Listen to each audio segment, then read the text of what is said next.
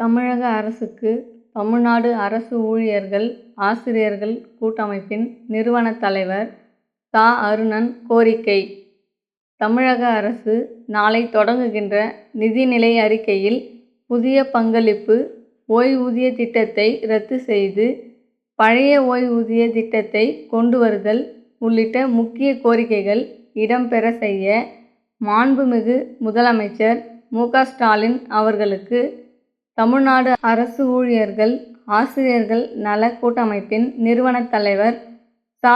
அருணன் கோரிக்கை விடுத்துள்ளார்.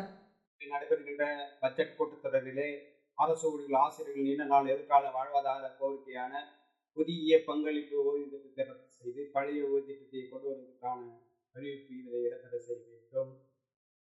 அதோடு அல்லாமல் 2009 இடைநிலை ஆசிரியர்களின் ஊதிய முரண்பாடை களைய செய்ய வேண்டும். 12,000 பகுதி நேர சிறப்பு ஆசிரியர்கள் காலமுறை ஊதியத்தை கொண்டு வர வேண்டும்.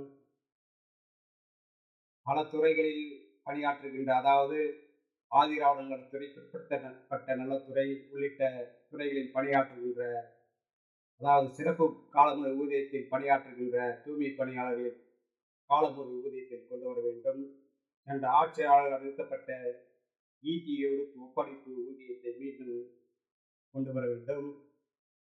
தேர்தல் அறிக்கையை இடம்பெற செய்த கோரிக்கைகளை ஒவ்வொன்றாக நிறைவேற்றி வருகின்றீர்களோ, அதாவது என்ற ஆட்சியாளர்கள் நிறுத்தப்பட்ட அகவிலைப்படியை மீண்டும் வழங்கினீர்கள்.